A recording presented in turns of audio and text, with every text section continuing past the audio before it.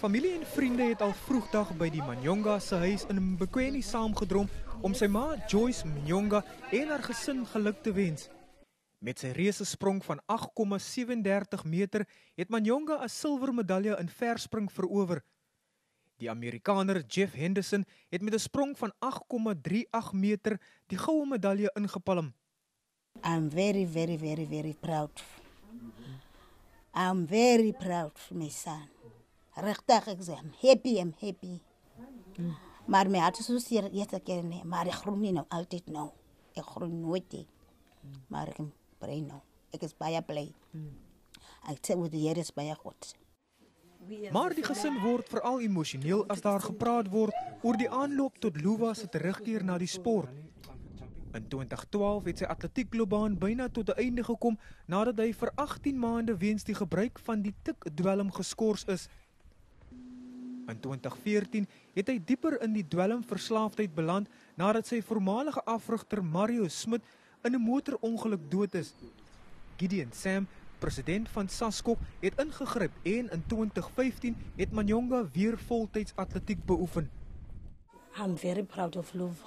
I don't know what to say now. I'm very proud.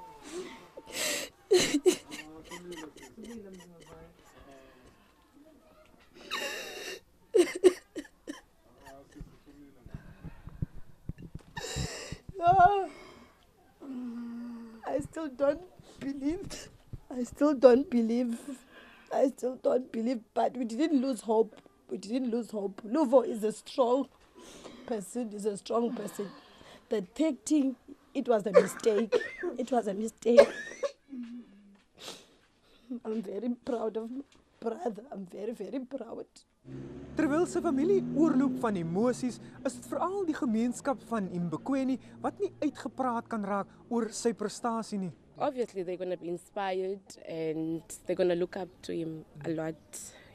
And even when he was here, he always make sure that he makes everybody happy.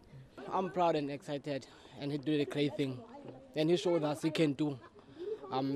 It's rare to find a black kid or a black man do what he did on other provinces. Yeah, I'm proud. Intussen beoog ma Joyce en haar gesin om Luvo na die spele in Pretoria te gaan besoek.